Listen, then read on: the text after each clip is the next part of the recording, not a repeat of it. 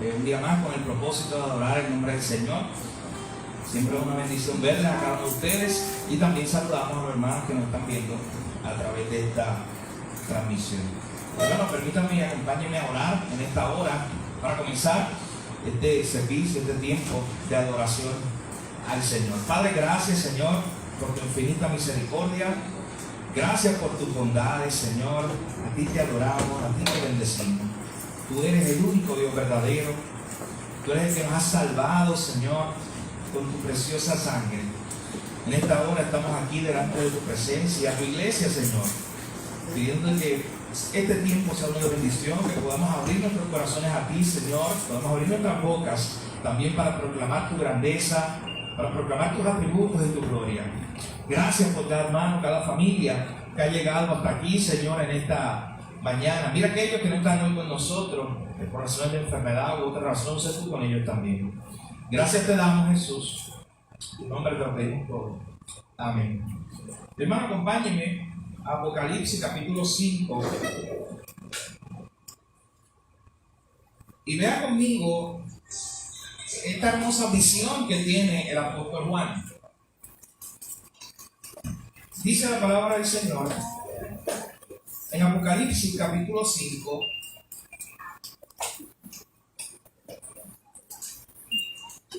versículo 1 en adelante. Y vi en la mano derecha del que estaba sentado en el trono un libro escrito por dentro y por fuera, sellado con 7 sellos. Y vi a un ángel fuerte que pregonaba a gran voz: ¿quién es digno de abrir el libro y desatar sus sellos? Y ninguno, ni en el cielo, ni en la tierra, ni debajo de la tierra, podía abrir el libro, ni aun mirarlo. Y lloraba yo mucho, porque no se había hallado a ninguno digno de abrir el libro, ni de leerlo, ni de mirarlo. Y uno de los ancianos me dijo: no llores, he aquí que el león de la tribu de Judá, la raíz de David, ha vencido para abrir el libro y desatar sus 7 sellos. Y miré y vi que en medio del trono y de los 4 seres vivientes y en medio de los ancianos estaba en pie un cordero como inmolado, que tenía 7 cuernos y 7 ojos, los cuales son los 7 espíritus de Dios enviados por toda la tierra. Y vino y tomó el libro de la mano derecha del que estaba sentado en el trono. Y escuche bien ahora lo que ocurre, verso 8. Y cuando hubo tomado el libro, los 4 seres vivientes y los 24 ancianos se postraron delante del cordero. Todos tenían arpas y copas de oro llenas de incienso, que son las oraciones de los santos. Y cantaban un nuevo cántico diciendo: digno eres de tomar el libro y de abrir sus sellos, porque tú fuiste inmolado y con tu sangre nos has redimido para Dios de todo linaje y lengua y pueblo y nación. Hermano, en esta visión del apóstol Juan tenemos esa escena celestial donde el apóstol Juan ve ese momento donde el Cordero, el único que podía ejecutar los planes de Dios, planificados desde la eternidad, el único que podía hacer eso, dice en este pasaje que era el Cordero de Dios. Y cuando el Cordero de Dios se presenta allí, hay unos seres vivientes, 4 seres vivientes, 24 ancianos, que se postran delante del Cordero y comienzan a adorar al Señor. Y una de las cosas que le dicen: tú fuiste inmolado y con tu sangre nos has comprado, y con tu sangre nos has redimido. Hermano, esta es una visión celestial, algo que ocurrirá años después, en el futuro. No sabemos cuándo específicamente llegue ese momento, lo esperamos con todas nuestras ansias. Pero sí sabemos algo, es que allá en el cielo estaremos adorando al Señor y estaremos siempre recordando la cruz. Estaremos siempre recordando esta verdad, que es con su sangre que Él nos redimió, que es con su sangre muriendo allí en la cruz, Él nos perdonó. Así que, mi hermano, si esta es la adoración celestial, esto es lo que estaremos cantando y adorando al Señor por toda la eternidad, allá en el cielo, esa también es nuestra canción hoy. Así que únase con nosotros en esta mañana a adorar al Señor, a meditar en el Señor por medio de esta alabanza y agradecerle al Señor por esa sangre preciosa que derramó en nuestro lugar.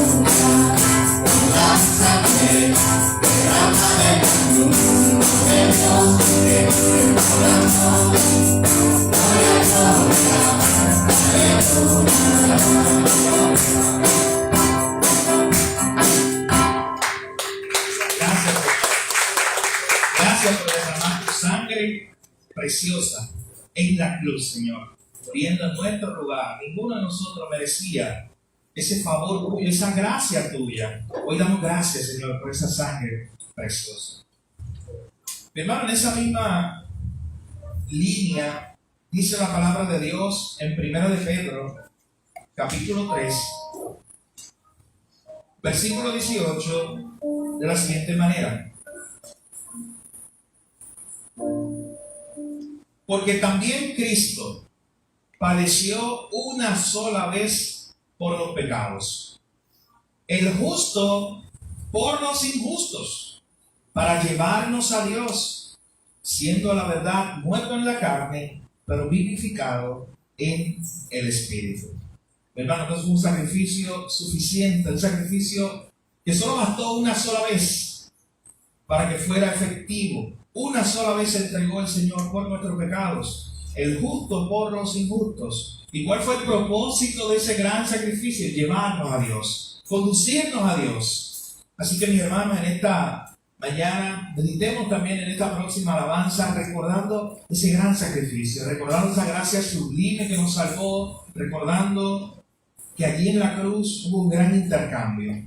Mientras usted canta esta canción, usted medite en eso, que era su lugar el que Cristo tomó allí en la cruz. Así que adoremos al Señor en esta hora.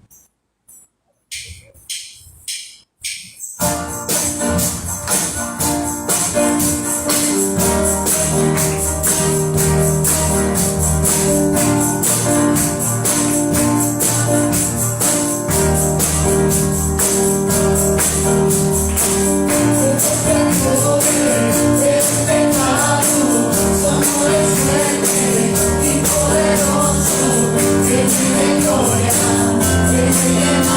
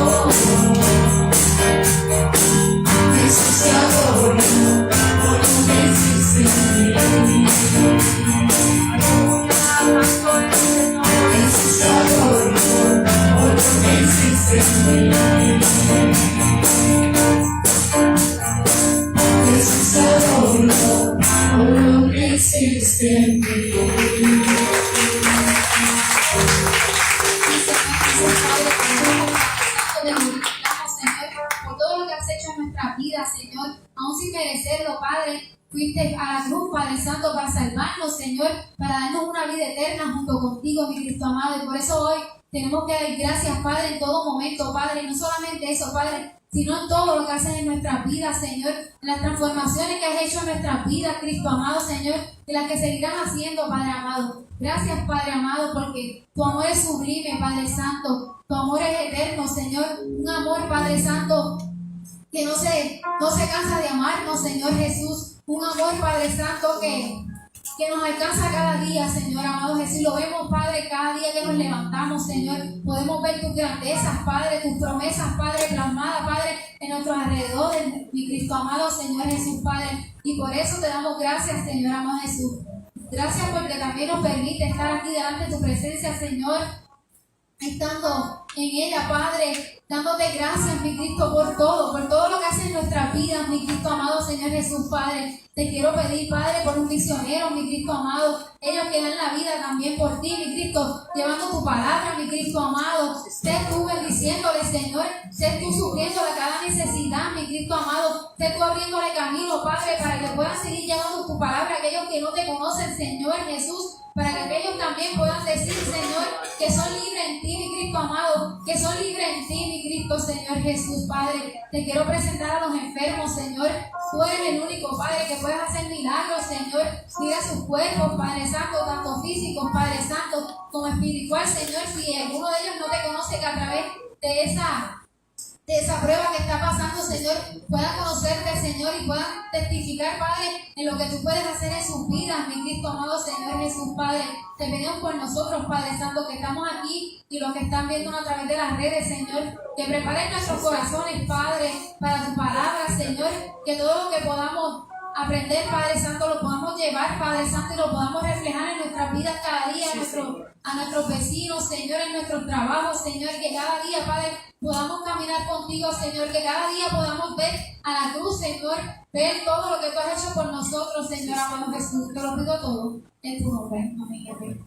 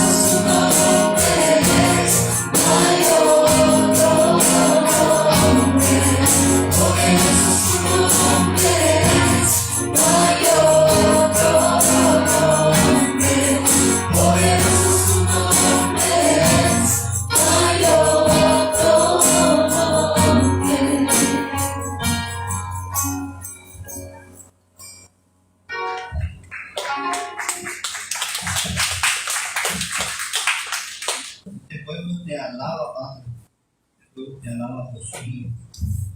Padre Santo, reconocemos tu grandeza, mi Señor. Reconocemos tu poder, Señor. Reconocemos tu misericordia, Padre amado, tu bondad. Reconocemos tu obra salvadora, Señor, en Jesucristo, Padre. Dios Todopoderoso, tu palabra nos dice en el Salmo 74 que tú eres el Rey desde tiempo antiguo, el que obra salvación en medio de la tierra. Gracias, Padre, por volvernos a ti. Gracias, Señor, porque tenemos una esperanza en Jesucristo. Poderoso es su nombre, majestuoso es su nombre, hermoso es tu gran nombre, Padre. Gracias por darte a conocer, Señor, por medio de Jesús, fuimos alcanzados por tu amor, no por tu vida. Gracias, Padre eterno, hemos sido reconciliados contigo por medio de la sangre de tu Hijo amado. Señor, que tu amor infinito, incomparable, nos sostenga siempre en nuestro diario vivir. Señor, te pedimos que seamos obedientes a tus mandatos, que vivamos en este mundo agradecidos por tu bondad y tu misericordia. Que seamos fieles a ti, Dios, porque tú siempre has sido fiel. Sigue enseñándonos de tu palabra por medio de nuestro pastor, al que tú escogiste para dirigirnos hacia ti. Te damos la gloria en todo. Te damos gracias, oh Padre, en el nombre de Jesús. Amén. Amén.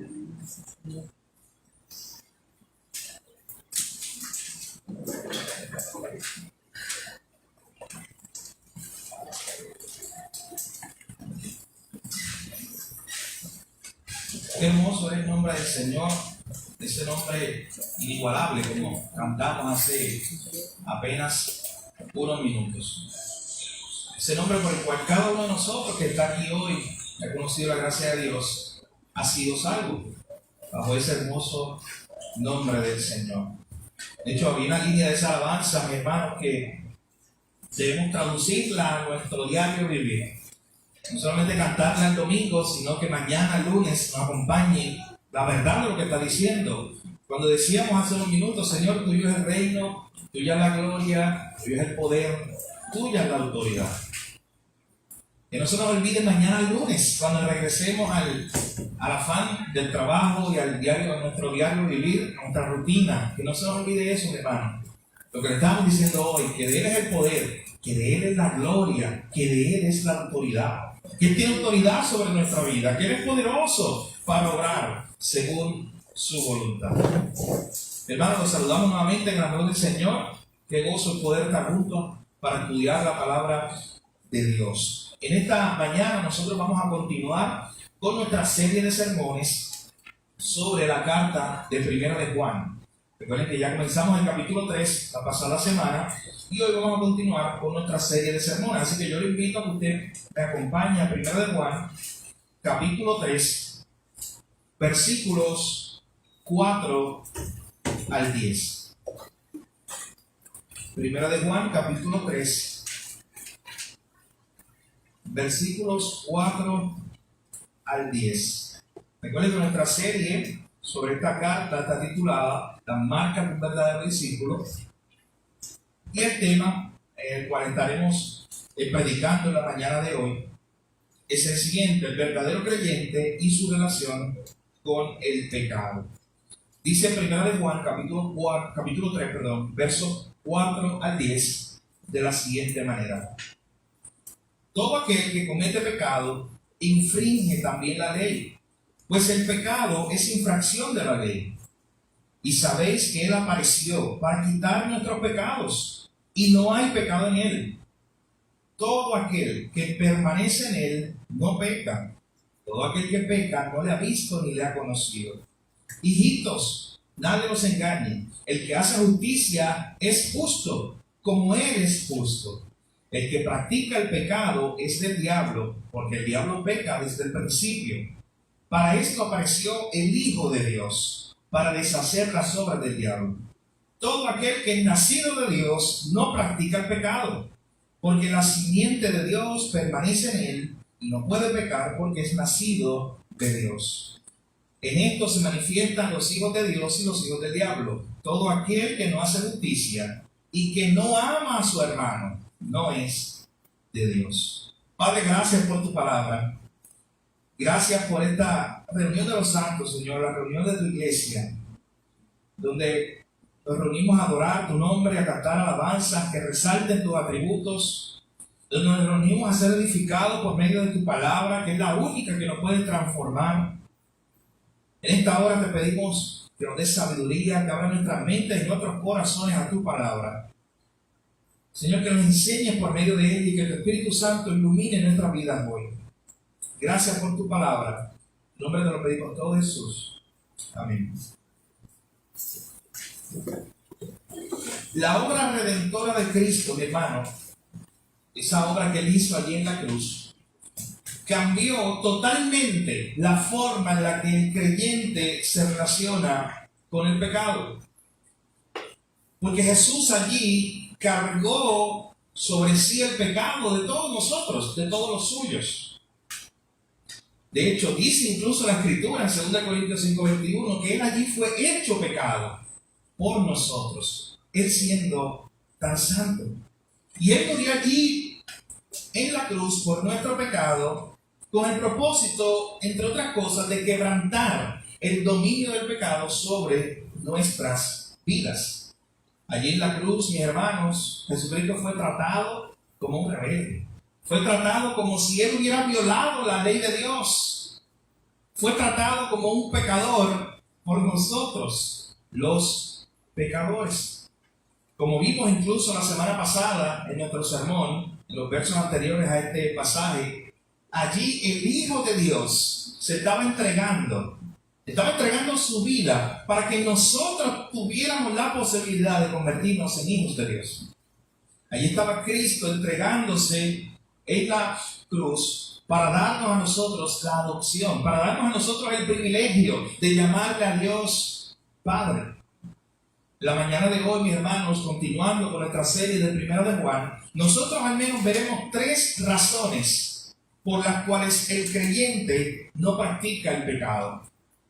Basados en este pasaje del 1 de Juan, capítulo 3, versos 4 al 10, veremos al menos 3 razones por las cuales los verdaderos creyentes no practican el pecado. Y cuando hablamos de practicar el pecado, según lo que nos enseña este texto, estamos hablando de una práctica habitual, de un hábito, de una práctica habitual de rebelión en contra de Dios. Así que, basado en este versículos 4 al 10, veremos, como les dije, 3 razones por las cuales los creyentes verdaderos no practican el pecado. Y vuelvo y repito, practicar el pecado no significa simplemente pecar. Practicar el pecado significa la planificación. Practicar el pecado lo que implica es cuando yo intencionalmente busco eso, cuando no veo ninguna restricción, cuando yo estoy con una actitud de total rebeldía hacia Dios. Ya nosotros hemos visto en esta misma carta que el creyente lucha con el pecado y que cuando el creyente peca, dice el texto, ya lo vimos en 1 de Juan 1 y el capítulo 2, que Juan decía, abogados tenemos para con el Padre, a Jesucristo el justo. Si nosotros pecamos y vamos delante de Él y confesamos nuestros pecados y nos arrepentimos, Él nos perdona. Pero aquí lo que está hablando en estos versos 4 al 10 es de aquel que en rebelión contra Dios habitualmente, constantemente está violando la ley de Dios, constantemente está pecando y no le interesa. Constantemente está quebrantando la palabra de Dios y vive como si eso no tuviera importancia. Así que veamos en esta hora, mi hermano, estas 3 razones por las cuales los verdaderos creyentes no pueden practicar el pecado, según este pasaje. Número 1, nos dice el versículo 4, todo aquel que comete pecado infringe también la ley, pues el pecado es infracción de la ley. Y esta es la primera razón por la cual los creyentes no pueden pecar, no pueden practicar el pecado, no deben practicar el pecado según este pasaje. Número 1, los verdaderos creyentes no practican el pecado porque el pecado es rebelión contra Dios. Los verdaderos creyentes no practican habitualmente el pecado porque el pecado es rebelión contra Dios. Podemos definirlo de hecho de esa manera, el pecado como rebelión contra la autoridad de Dios, como rebelión contra la palabra de Dios. Cada vez que yo peco, cada vez que el ser humano peca, lo que estamos haciendo es rebelándonos contra Dios y contra su palabra. Así que en este pasaje, mi hermano, verso 4, lo que tenemos es una definición de lo que es pecado presentada aquí por el apóstol Juan. Él nos dice que el pecado es una transgresión o una rebelión a la ley de Dios. Y la idea que está implícita aquí en este pasaje, en esa línea, cuando él dice, el que comete pecado infringe la ley, lo que está diciendo es que el que comete pecado lo que hace es viviendo como si no hubiera ley, como si no hubiera Dios, como si no hubiera reglas a las cuales yo tengo que someterme. De hecho, imagina por un momento un contexto donde no haya reglas de tránsito. Imagínate por un momento un contexto donde no existan. Tú vas a una ciudad y en esa ciudad no existen leyes de tránsito. ¿Usted se imagina el caos que puede ocurrir allí? Oye, es cuando a veces las que se supone que son leyes, que son signs, que están allí puestos, a veces no están porque se cayeron y el semáforo no sirve y muchas otras cosas. Y a veces con todo eso, que la gente se supone que tenga el conocimiento de que hay un pare ahí, de que hay un cebra, de que hay un semáforo. Y usted sabe de todas formas el caos que hay. Es más, cuando vamos los semáforos también. Usted sabe el caos que hay, porque mucha gente no respeta la ley de tránsito. Así que usted imagínese por un momento una ciudad donde usted va y no hay leyes de tránsito. El caos que habría en ese lugar.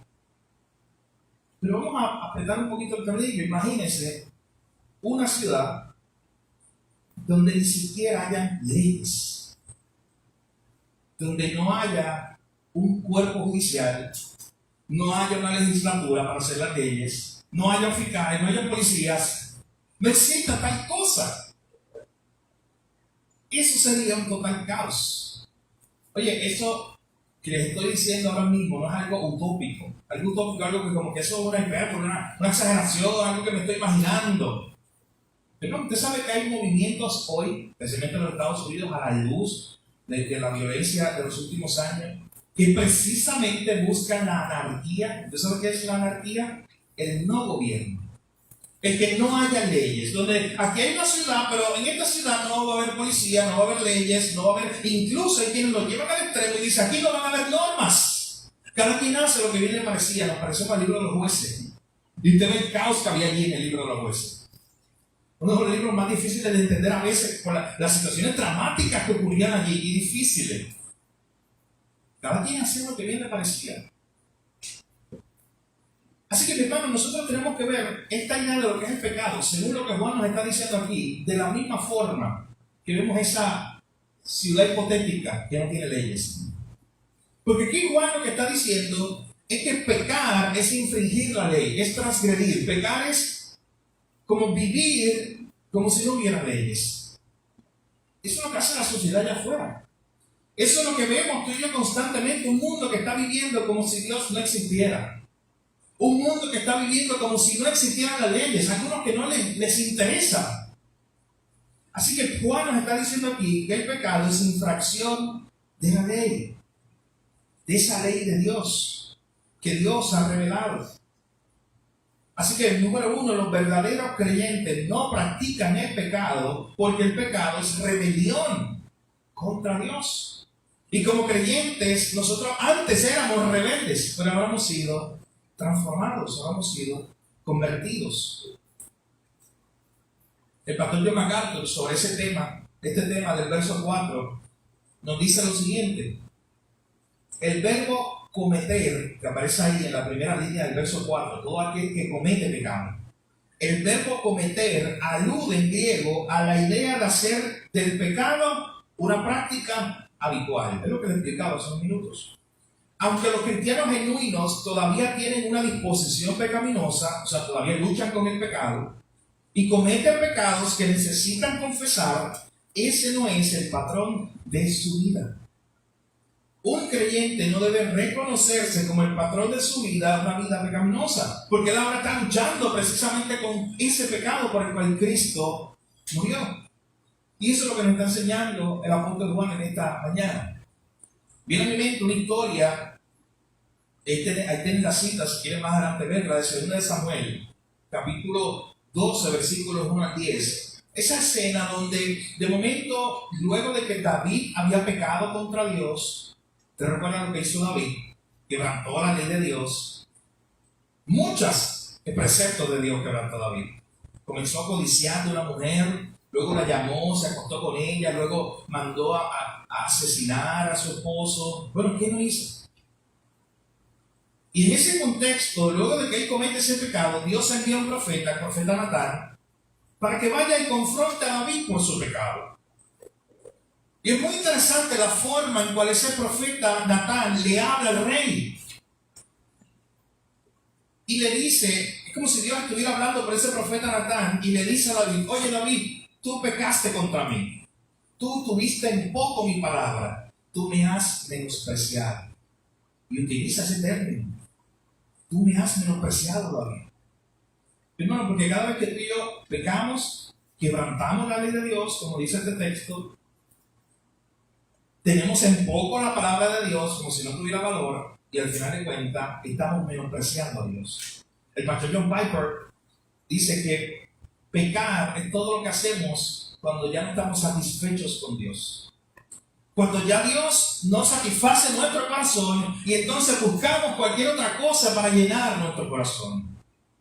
Y esa cualquier otra cosa, acción que hacemos es pecado. Cuando quebrantamos la ley de Dios, cuando ya no vivimos según su norma, cuando vivimos como si Dios no existiera.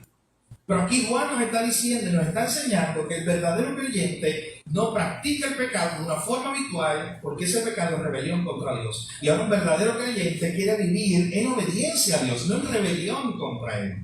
Ahora el verdadero creyente que ha sido transformado por la gracia de Dios quiere conocer la palabra, quiere conocer esas leyes de Dios, esos preceptos de Dios y vivir a la luz de ellos.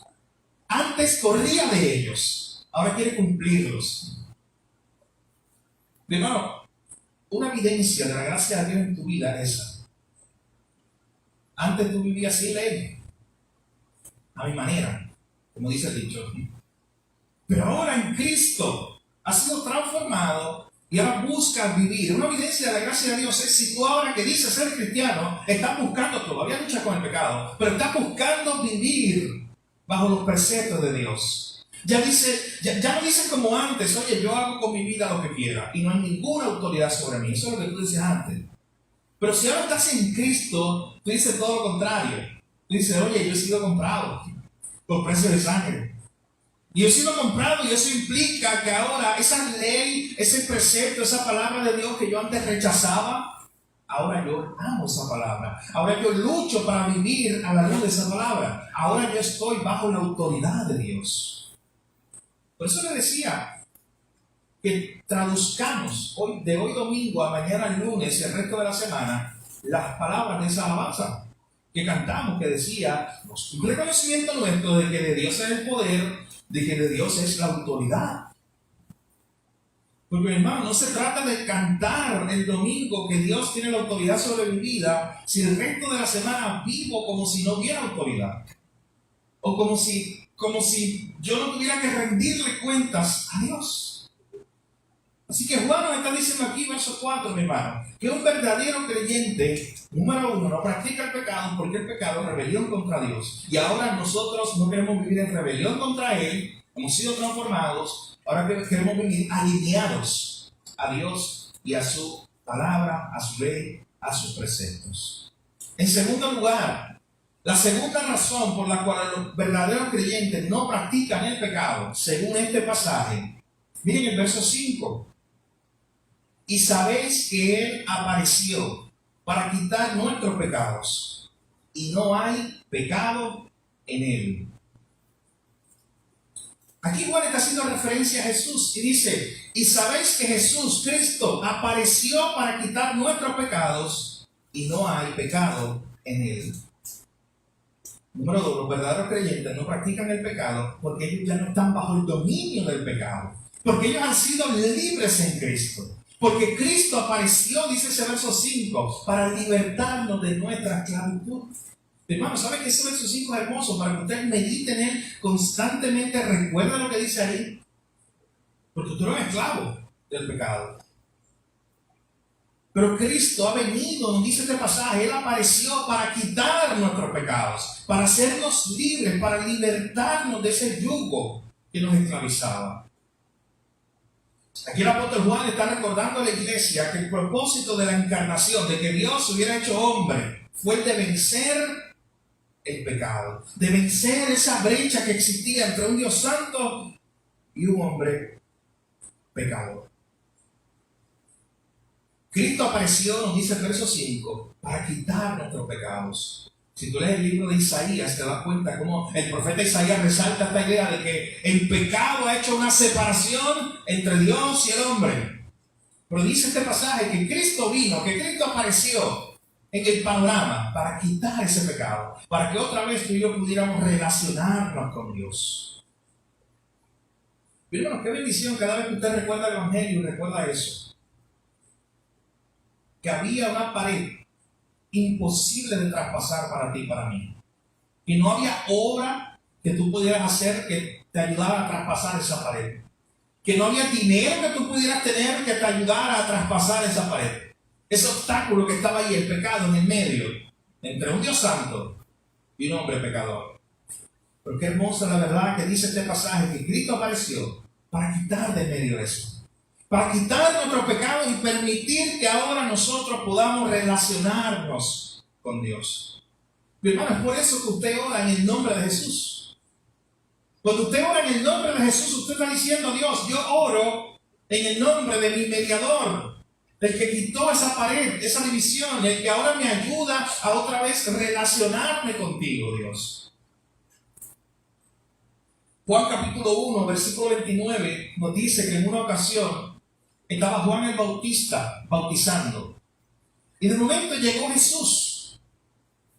Y usted debe recordar esa escena cuando todo se detiene, porque Juan el Bautista está viendo a Jesús que se acerca a ser bautizado. Y Juan a todo el mundo que estaba allí le dice las siguientes palabras: He aquí el Cordero de Dios que quita el pecado del mundo. Miren esa descripción. Es una de las primeras descripciones que alguien hace en el Evangelio según Juan, que alguien hace acerca de Jesús. Y miren cómo se refieren a él. Este es el Cordero de Dios. Este es el que iba a ser sacrificado. Este es el Cordero que había sido prometido hace años. Mi hermano, usted recuerda incluso la historia de Génesis 22. Cuando está Abraham con su hijo Isaac y van allá a hacer un sacrificio. Y lo único que faltaba era el cordero. Lo único que faltaba era el sacrificio. Y aunque usted sabe que en ese momento Dios proveyó un animal para ser sacrificado en ese contexto, pero la idea y la pregunta que hizo Isaac en Génesis capítulo 22 quedó ahí en el tintero de la historia. Y cientos de años después, la pregunta de él era: ¿dónde está el cordero? Y cientos de años después, aquí está Juan el Bautista mirando a Jesús, reconociendo a Jesús como el enviado de Dios y diciendo: he aquí el Cordero de Dios. Este es el que había sido prometido. Este es el Cordero que tanto estábamos nosotros esperando. ¿Y qué viene a hacer Él? Juan dice: Él viene a quitar el pecado del mundo. Él viene a vencer el pecado. Él viene a vencer el dominio del pecado sobre la vida de los hijos de Dios. Él viene a romper esa barrera que dividía a un Dios santo y un hombre pecador. Es lo mismo que nos está diciendo el apóstol Juan acá. Sabéis que Él apareció para quitar nuestros pecados. Así que los creyentes ya no practican el pecado porque ya no están bajo su dominio. Ya Cristo venció ese dominio del pecado sobre la vida de los creyentes. Es como si hubiéramos sido liberados, pero todavía estuviéramos viviendo como esclavos. Es la misma idea. Imagínense que usted fue liberado, usted era un esclavo y literalmente cortaron sus cadenas. Pero en su mente todavía usted cree que es un esclavo. Y usted todavía está viviendo como un esclavo cuando usted no lo es. Porque usted fue liberado.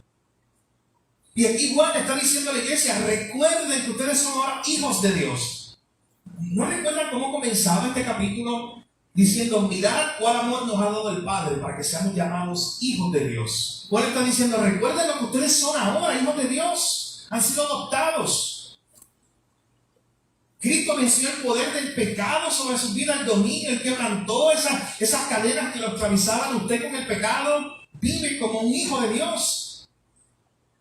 Vive libre en Cristo como un hijo de Dios. No viva esclavizado otra vez el pecado, porque Cristo ya te libertó. Así que los verdaderos creyentes no practican el pecado porque ya no están bajo su dominio. Ya Cristo rompió esas cadenas que lo ataban. Pero miren ahí esa pequeña línea que aparece en la segunda parte del verso 5. Dice, sabéis que Él apareció para quitar nuestros pecados y no hay pecado en Él.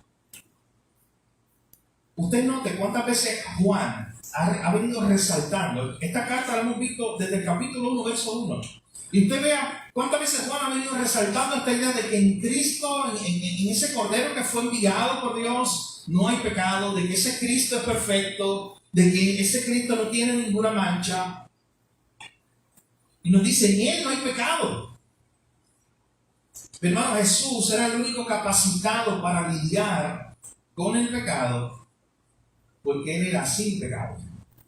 Él era el único capacitado para lidiar con eso. Por eso no podemos tener otro Salvador, por eso no hay otro mediador. Porque Cristo era el único capacitado para lidiar con el pecado.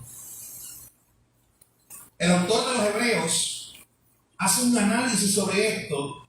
Comienza a pensar en el Antiguo Testamento y en todos los sacerdotes que hacían sacrificios. Y dice, oye, ninguno de ellos fue suficiente. Porque esa gente también eran pecadores. Y usted recuerda lo que hacían los sacerdotes en el Antiguo Testamento. Antes de ellos hacer un sacrificio por los demás y por el pueblo, ellos tenían que ofrecer un sacrificio por ellos mismos para purificarse, porque ellos también eran pecadores. Pero mi hermano Cristo, el Hijo de Dios, cuando murió allí en la cruz, Él no tuvo que hacer eso. Morir primero por su pecado para después morir por los pecados de otros. No, porque Él era sin pecado. Porque dice aquí, no hay pecado en Él. A mí me encanta cómo lo dice Hebreos capítulo 7, versículos 26 y 27. Usted lo tiene allá en su nota. Dice, porque tal sumo sacerdote nos convenía. Era necesario que llegara ese sumo sacerdote. Santo, miren cómo lo describe. Él era santo, inocente, sin mancha, apartado de los pecadores y hecho más sublime que los cielos, que no tiene necesidad cada día, como aquellos sumos sacerdotes, de ofrecer primero sacrificio por sus propios pecados y luego por los del pueblo, porque esto lo hizo una vez para siempre, ofreciéndose a sí mismo. Y fue suficiente, mi hermano, porque ese era el Cordero de Dios que quita el pecado del mundo, porque ese era el que fue enviado, y por eso una sola vez fue suficiente. Por eso Cristo no tiene que ser sacrificado otra vez, porque una sola vez bastó para limpiarnos de toda maldad, para libertarnos de toda nuestra esclavitud al pecado. Así que estas tres razones que hemos estado viendo por las cuales un cristiano no debe practicar el pecado, según lo que nos está diciendo Juan. Número uno, porque el pecado es rebelión contra Dios. Y ahora que hemos sido transformados, ya no vivimos en rebelión contra Él. Ahora queremos vivir bajo su autoridad. Ahora queremos vivir en obediencia a Él. Número dos, porque ya no estamos bajo el dominio del pecado. Porque ya hemos sido libertados en Cristo. Y número tres, por último, los versículos 6 al 10, la tercera razón que se presenta en este pasaje, por la cual los verdaderos creyentes no practican el pecado, y es porque ellos tienen una nueva naturaleza como hijos de Dios. Hay una nueva naturaleza operando en ellos. Ellos han sido transformados. Ellos son nuevas criaturas. Y por eso ya no pueden practicar el pecado como lo hacían antes. En esta sección, hermano, lo que hace el apóstol es mostrarnos un gran contraste entre los que son hijos de Dios y los que no lo son. Aquellos que en Cristo han sido adoptados como hijos, nos dice Juan, ellos ahora tienen una nueva naturaleza en ellos. Ahora ellos permanecen en Cristo y no practican el pecado. Mira lo que nos dice en los versos 6 al 7. Todo aquel que permanece en él no peca. Todo aquel que peca no le ha visto ni le ha conocido. Hijitos, nadie os engañe. El que hace justicia es justo, como él es justo. Nos dice Juan aquí en ese versículo 6, hermano, que nadie puede afirmar que conoce verdaderamente a Dios si practica habitualmente el pecado. Porque no tiene sentido decir yo conozco a Dios si vivo una vida de total rebelión contra la ley de Dios, contra la palabra de Dios. Así que Juan está diciendo aquí, aquel que peca y practica el pecado no lo ha conocido realmente. No ha sido transformado realmente. Todo aquel que permanece en él, el que está pegado a la vid, utilizando el lenguaje de Juan 15:5, aquel que está pegado y permanece en Cristo, no practica habitualmente el pecado. Lucha con él todos los días, pero no vive en rebelión en contra de Dios. Dice el verso 7, hijitos, que nadie los engañe. El que hace justicia es justo, como él es justo. El que permanece en él no practica el pecado, al contrario, hace justicia. Busca vivir según la justicia y la palabra de Dios. Mi hermano, debe haber una armonía entre la verdad que creemos y la verdad que vivimos. Y a veces eso, la gente lo separa. Pastor Miguel Núñez dice que hay integridad en nuestra vida cuando la verdad que tú dices creer es la verdad que tú vives en tu día a día.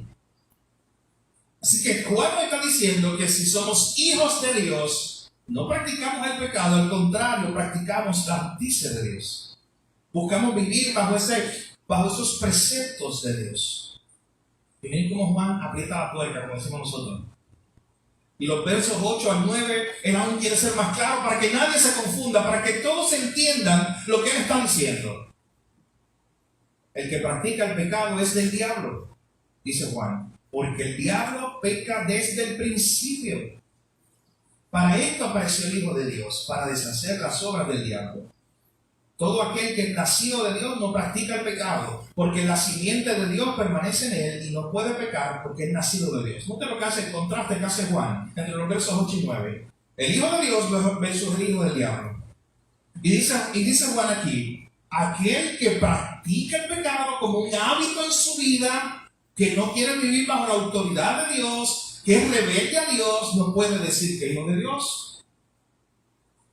De hecho, Juan lo identifica con Satanás porque él dice, el diablo peca desde el principio. ¿Y usted sabe a qué se está refiriendo Juan aquí? A cómo Satanás se rebeló contra Dios, él siendo un ser creado por Dios, y él se rebeló contra la autoridad de Dios, y entonces comenzó a buscar la manera de que el hombre, la creación, la corona de la creación de Dios, también se rebelara contra su Dios. ¿Y usted sabe lo que hizo? Génesis capítulo 3. Engañó a Adán y a Eva, precisamente para que hicieran lo mismo que él había hecho. Él es un rebelde desde el principio. Rebelarse contra la palabra de Dios, rebelarse contra la autoridad de Dios.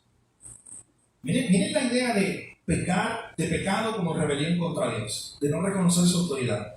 Eso es lo que hizo Satanás desde el principio. No reconoció que había alguien por encima, que Dios estaba por encima. Él se quiso rebelar y fue y engañó al hombre. Y exactamente le hizo el mismo engaño. Le dijo, ¿sabes qué? Tú no tienes que estar bajo la autoridad de Dios. Tú no tienes que estar bajo la ley de Dios. Si Dios dijo eso, allá Él, pero tú puedes hacer lo que tú quieras. Es el mismo modo de operación. Y es la forma en que ha intentado engañar a millones de personas todo el tiempo, diciéndonos que podemos vivir sin Dios, que podemos vivir sin la autoridad de Dios, que podemos rebelarnos a la ley de Dios. Y aquí Juan está haciendo este contraste Y noten que él llega a decir, para esto apareció el Hijo de Dios, para deshacer las obras del diablo. Noten que 2 veces utiliza ese término, el verso 5 y el verso 8. Para esto apareció, para esto llegó. Tenemos que verlo de esta forma. El mundo después de Génesis capítulo 3 quedó transformado. Quedó todo hecho un caos. El mundo caído. El pecado manifestado en la vida de un hombre que ahora es rebelde al Dios que lo creó. Pero mis hermanos, dice este pasaje, y es una buena nueva de salvación de hecho, que cuando todo estaba oscuro, cuando vivíamos en un mundo caído al parecer sin esperanza, apareció la luz. Utiliza ese término. Apareció, vino Cristo, vino ese Cordero para transformar todo. Para vencer el pecado, para vencer la muerte, para vencer a Satanás. Así que aquí en versos 8 y 9, mi hermano, se hace un gran contraste. De hecho, y al final de cuentas, lo que se nos dice en el verso 9, de que todo aquel que es nacido de Dios no practica el pecado, porque la simiente de Dios permanece en él. Hay otra versión, la nueva traducción viviente, dice, porque ahora es nacido de Dios, ahora no practica el pecado. Hermano, Juan le está diciendo a estos hermanos allá en la iglesia, que recuerden que ellos pasaron de rebeldes a hijos. Que nunca se les olvide eso. Usted no nació como un hijo. Usted nació descendiente de Adán, pecador, y cuando usted nació, usted era rebelde en contra de Dios. Ninguno nace como un hijo. Nacemos como rebeldes, como seres humanos rebeldes a Dios. Pero por la gracia de Dios, Él nos alcanza. Y llega un momento en nuestra vida donde abren nuestros ojos y ahora pasamos de rebeldes a hijos. De enemigos de Dios a amigos de Dios. Y eso es una obra de gracia. Lo decíamos el domingo pasado, cuando nos decía el verso 3, capítulo 3, verso 1, mirad cuál amor nos ha dado el Padre. Él nos lo dio. Fue una obra de gracia. Él nos hizo hijos de Él. Mi hermano, termino con esto, versículo 10. Juan hace un resumen de lo que ha venido hablando. Y él dice, en esto se manifiestan los que son hijos de Dios y los que son hijos del diablo. Todo aquel que no hace justicia y que no ama a su hermano, Juan dice en la rebichuela, no busquen más, no es de Dios. Porque a veces nosotros queremos buscar y encajonar cosas en una categoría y le ponemos ahí, no, en la categoría de lo que es un creyente. La Biblia definió y define su palabra. Eso es lo que estamos viendo en toda esta serie. La Biblia le da las características, define qué es un verdadero cristiano. Y a veces nosotros queremos bajar los estándares. Pero Juan, inspirado por el Espíritu Santo, está siendo bien sincero. Y dice, no puede haber tal cosa.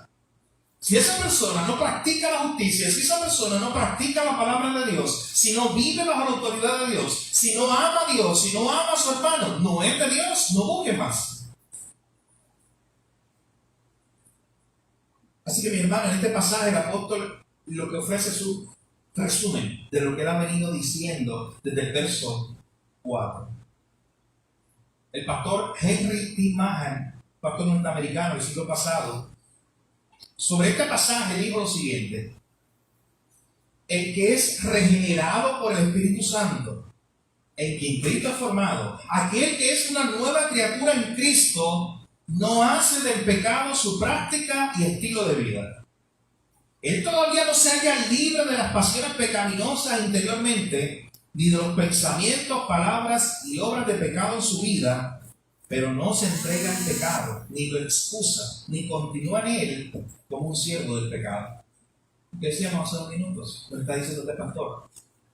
Aquel que ha sido transformado todavía está luchando con el pecado, pero él ya no vive sometido a ese pecado.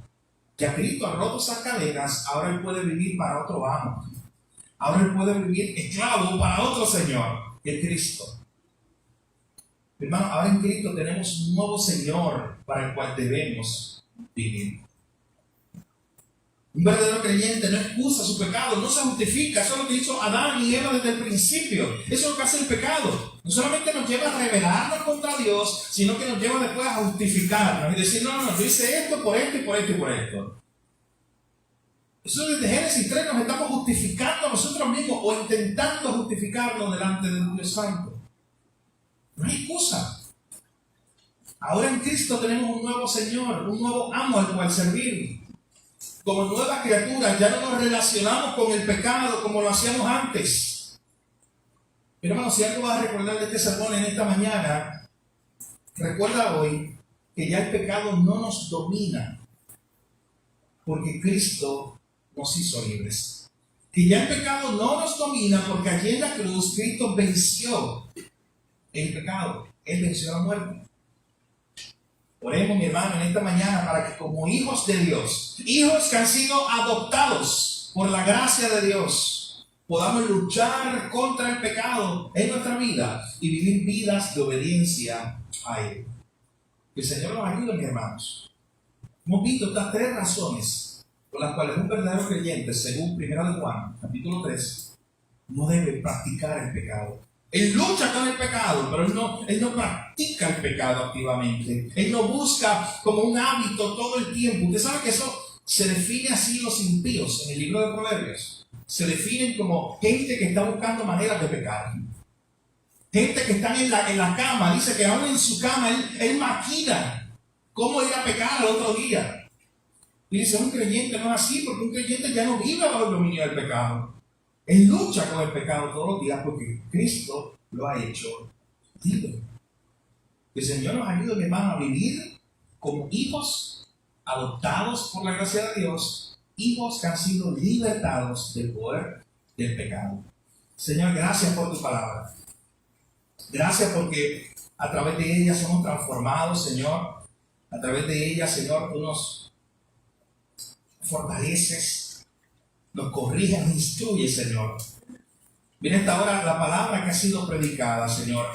Ayúdanos a recordar que como hijos tenemos una responsabilidad de luchar con el pecado, de vivir en obediencia a ti, de no vivir en rebelión a ti, porque así era que vivíamos en el pasado, pero tú nos has hecho nueva criatura, tú nos has hecho tus hijos.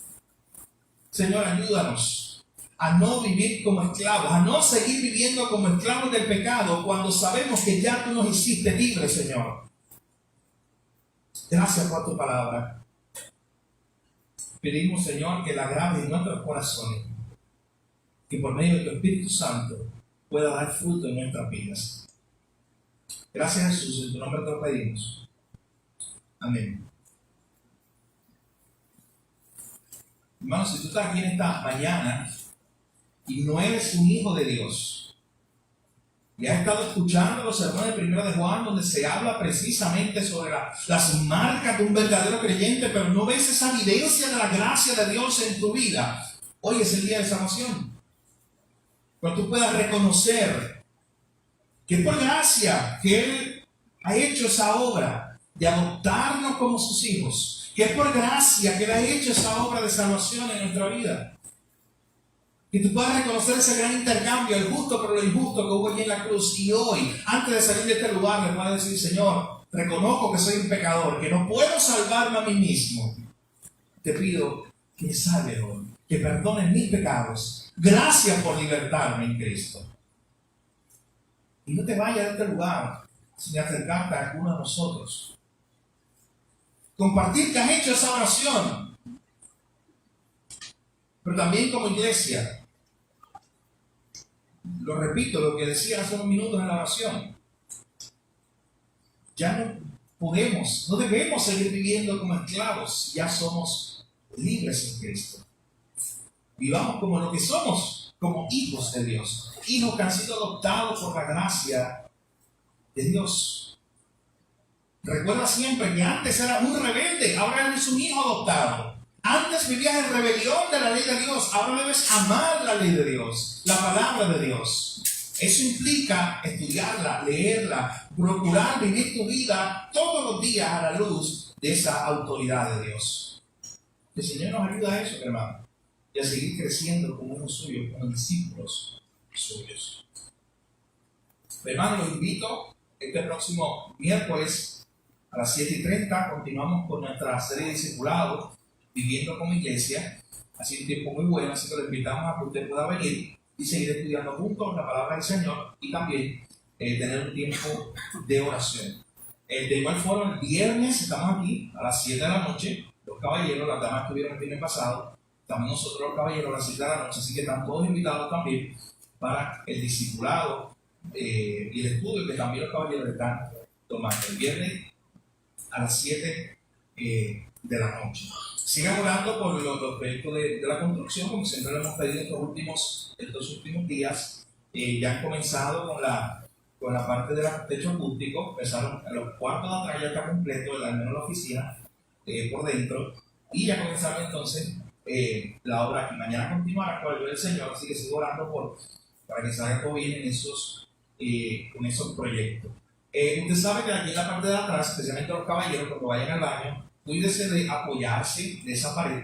Le pusimos algún cartel allí y una cinta de cuidado. Estamos trabajando en esa área, así que cuídese de no apoyarse en ese lugar porque no es tan fuerte la base que tiene esa pared. Así que cuando usted pase por allí, tenga mucho cuidado. Y como les he dicho los últimos días, siempre que esté viniendo la semana para acá, los miércoles, los domingos, aunque procuramos guardar todo, pero revise que por ahí en las esquinas a veces hay herramientas y cosas y no queremos tener ningún accidente. Así que pronto veremos ya todo esto listo con la ayuda del Señor. Ya está corriendo y gracias al Señor por eso estamos muy contentos de lo que Dios está haciendo. Mi hermano, hoy, antes de culminar, también tenemos una bendición especial de tener a nuestro hermano Ismael San Miguel, misionero, que estará con nosotros hablándonos en esta ocasión brevemente sobre lo que es la obra que ellos están haciendo, especialmente en Haití. Él ya ha estado con nosotros hace como 3 años más o menos, él vino a la iglesia para originalmente hablarnos sobre lo que era esa obra. Hoy nos va a dar nuevamente un informe sobre lo que han hecho, planes futuros. Él también allá tiene una mesita con algunos libros que va a explicar ahora de qué se trata. Y alguna información, así que cuando usted, antes de irse, recuerde también pasar por allí y siga orando por estos proyectos también en misioneros. Así que le pido al hermano Ismael si puede pasar por acá.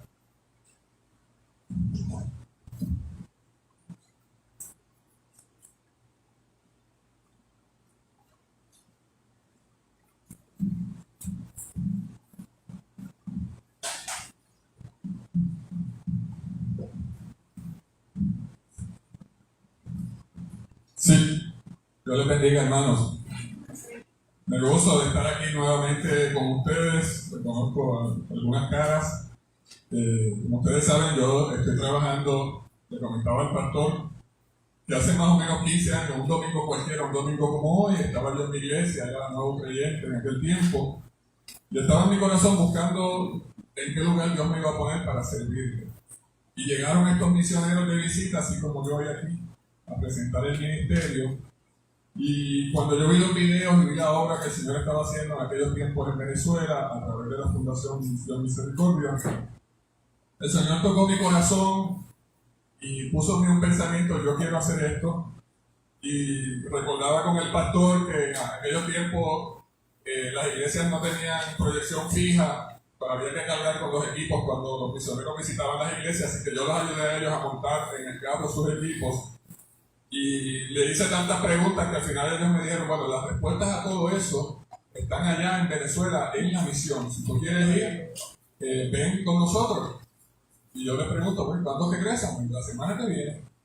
Y 7 días después estaba yo montado en un avión rumbo a Venezuela a tener mi primera experiencia misionera. Y el resto es historia. El Señor me ha llevado a predicar el Evangelio a distintos países: Venezuela, Ecuador, Jordania, Medio Oriente, donde es ilegal y hay que esconderse y hay que visitar las casas de noche porque no se puede practicar el cristianismo libremente en algunas zonas. Y en los últimos años se ha desarrollado la misión en República Dominicana y Haití.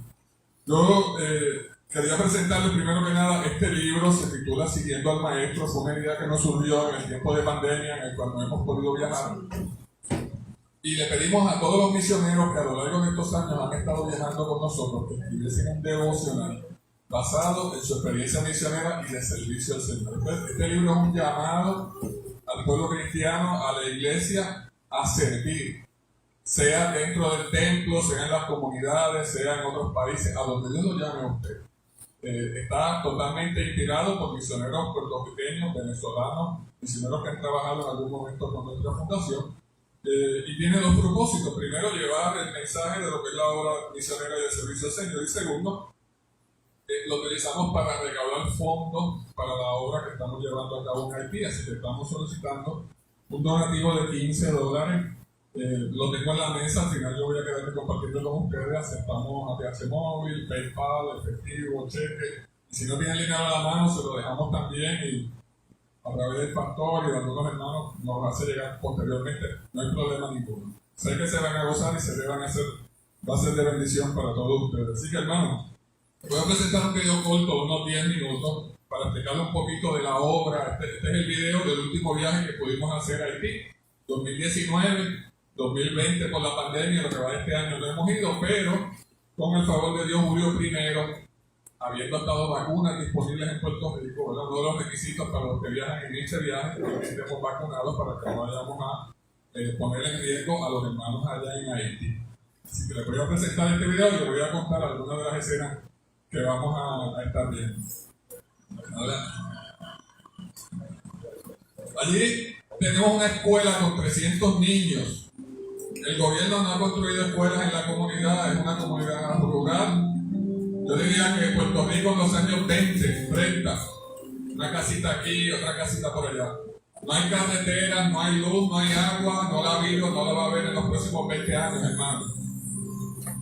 Y esa es la pobreza extrema que se vive en este país. Allí está el equipo misionero que fue en el 2019. Aquí estamos en la frontera entre República Dominicana, que está hacia ese lado. Dígame la frontera, Haití. Allá vamos a estar entregando compras, ayuda humanitaria, libros para la escuela, porque todos vamos a estar predicando el Evangelio de Jesús. Tomaremos las 2 horas, caminos en tierra para llegar hasta la comunidad de Azul. Esos son los caminos. En motora o en mula o a pie se transporta la gente en esas comunidades.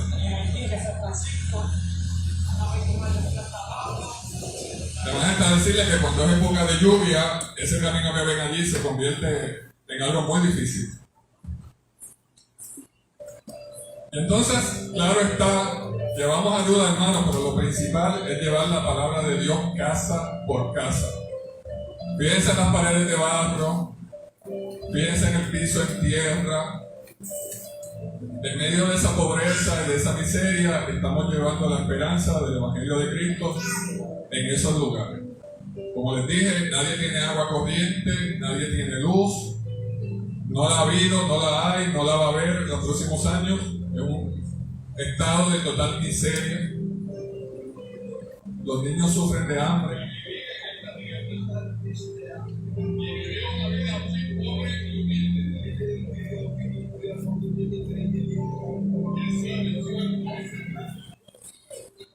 Estamos aquí en la casita, la humilde casita de más.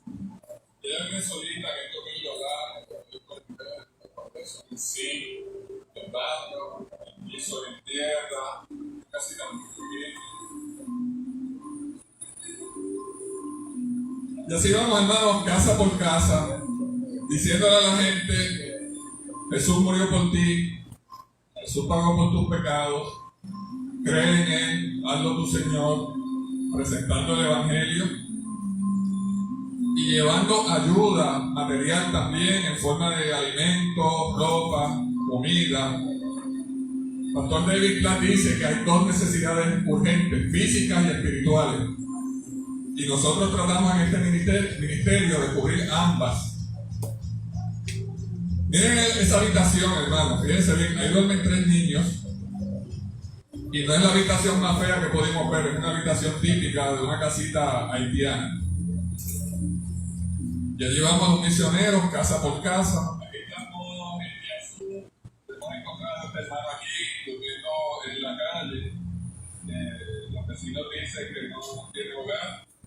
Anoche hizo mucho frío acá. Una llaga increíble en el talón, hermano Rosalí, si le puedes tomar, da 2 vueltas por acá. Estas son las situaciones que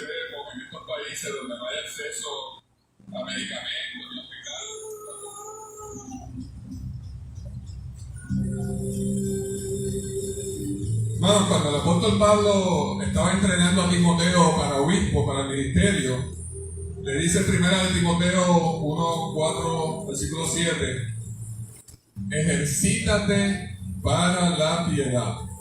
Ejercítate para la piedad. Y para ejercitarnos en la piedad, a veces tenemos que ponernos de frente a las personas que necesitan piedad. Las personas enfermas, los pobres, los que no conocen a Cristo. Allí es donde podemos ejercitar la piedad. Son las 5 de la mañana, hora de Haití. Tuvimos una vigilia donde predicó el hermano Raimundo. Estamos un poquito cansaditos.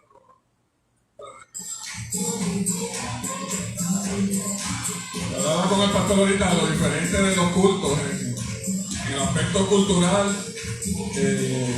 y el sentimiento que nos da cuando aún a pesar de esas diferencias sentimos que el espíritu es el mismo, que la iglesia de Cristo es una en todo lugar, en todo país. Esa es la maestra de escuela bíblica hablándoles de Cristo a los niños. Contrario a Puerto Rico, aquí no nos llega el evangelio por radio, por Facebook, por internet. Si nosotros no vamos a ellos y les hablamos, no hay manera de que ellos puedan escuchar la palabra del Señor. Todas las muñecas que se van a repartir, toda la ayuda, 25 compras que se van a repartir en esta tarde, 50 compras que se van a repartir el día miércoles, y de esta manera comenzamos a compartir lo que el Señor nos ha dado, pero sobre todo predicando la palabra del Señor. Y para nosotros es una alegría estar con estos niños. Jesús dijo: dejad que los niños vengan a mí, porque de ellos es el reino de los cielos. Y nosotros creemos que es una gran bendición. Y esa es la escuela Bomberger, que en español significa el buen pastor.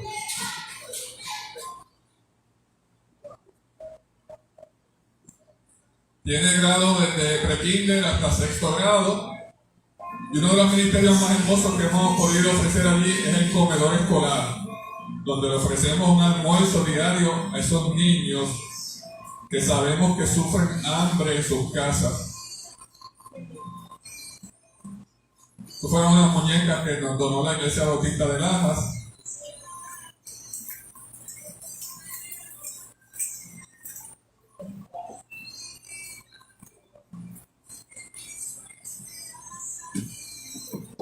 Y esa es la construcción de la escuela. Hay 8 salones, una oficina y un salón comedor.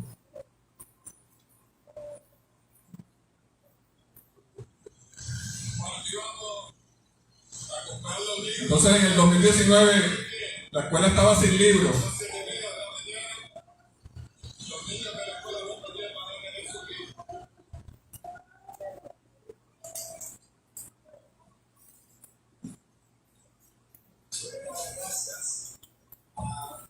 Hermanas de Puerto Rico que nos ayudan a conseguir este libro para los niños. Hermano, gracias y el Señor va a seguir diciendo a cada uno de ustedes por este trabajo. Que el Señor le bendiga mucho. Hermanos, esto es para que ustedes vean. Van a haber libros de todas las materias para todos los grados aquí en la escuela. Yo estoy seguro que dado las condiciones económicas de este país, ni aún en las escuelas de gobierno, donde ya no pudieran decir que vienen todos los días.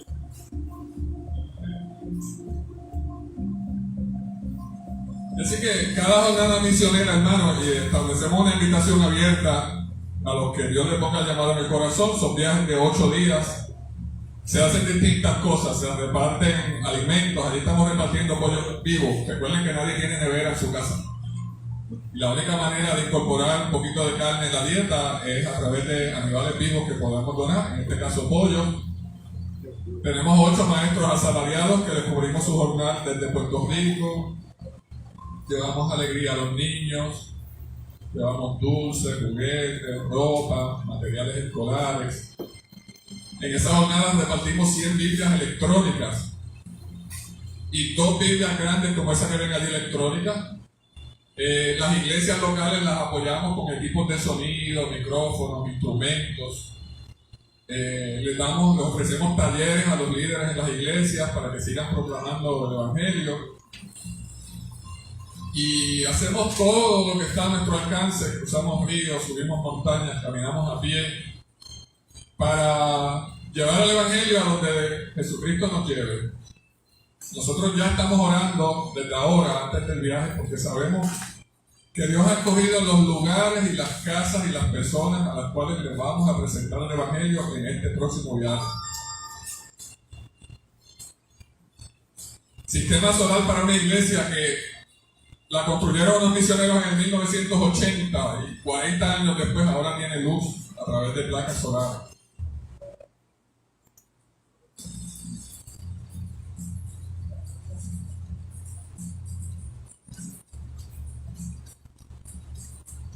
Una de las características de estos viajes, hermanos, es que como estamos en la frontera con República Dominicana, predicamos en la mañana en el lado haitiano y en la tarde regresamos a República Dominicana y predicamos en comunidades dominicanas también. Ahí está el comedor escolar, vienen los niños orando por el almuerzo. Y esa es una de las cosas más bonitas que jamás podemos ver. A esos niños allí teniendo su mejor comida del día. Su mejor comida del día la tienen en ese comedor.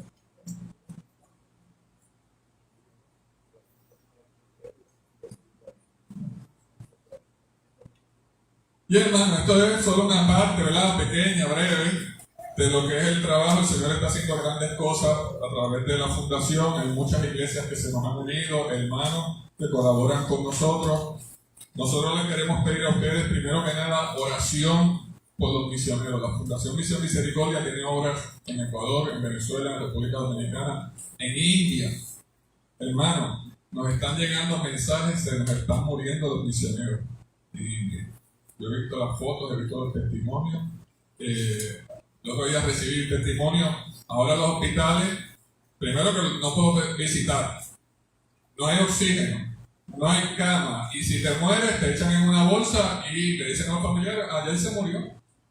Y son tantos los muertos que no los pueden manejar y los familiares ni siquiera les dan la oportunidad de enterrar a sus muertos. Esa es la situación que se está viviendo en este momento en India. Hermano, yo quisiera compartir un pequeño versículo de la palabra en Lucas 9:59, que tiene un paralelo en Mateo 8:18, cuando Jesús le dijo a una de las personas que estaban a su alrededor, sígueme.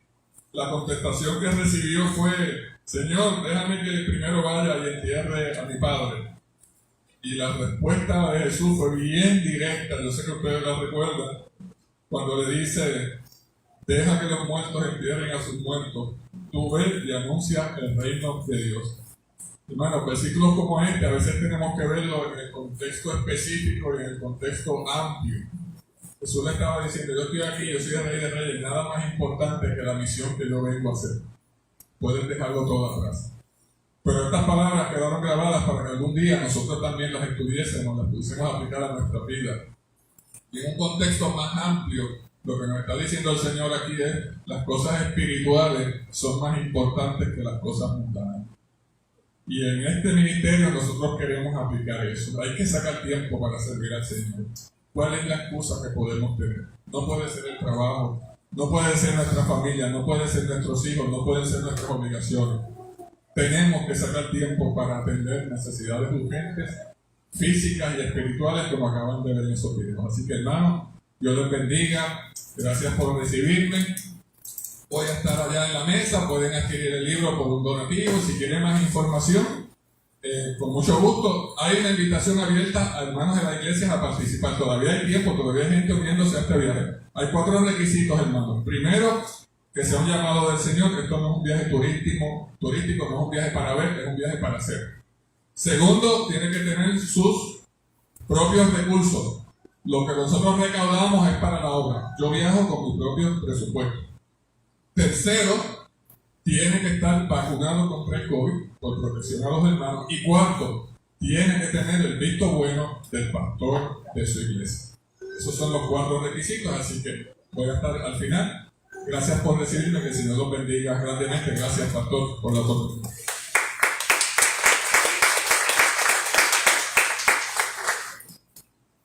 Amén, damos gracias a Dios por el hermano Ismael San Miguel y la obra que están haciendo allá en otros lugares. Mi hermano, la invitación está abierta La gran comisión es para todos y oportunidades hay.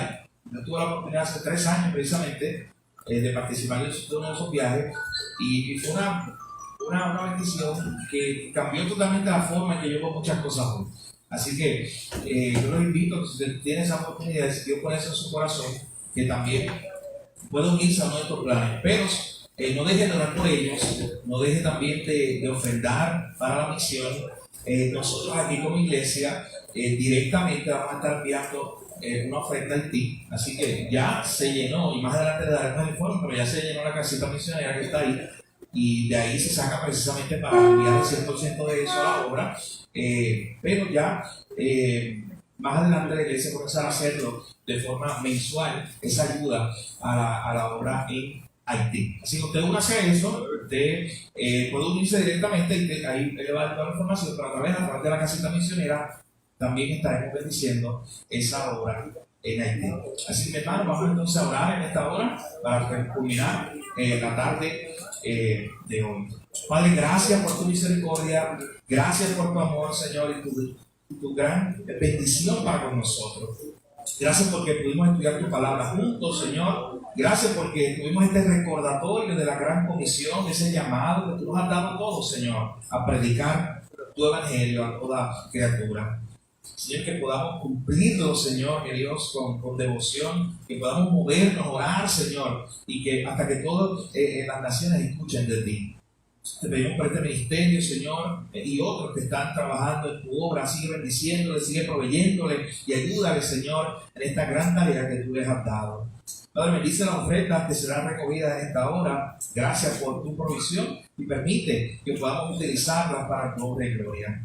En tu nombre, Jesús, que oramos. Amén. Hermano, que el Señor le bendiga. Recuerde que el hermano Ismael San Miguel estará ahí disponible para contestar sus preguntas.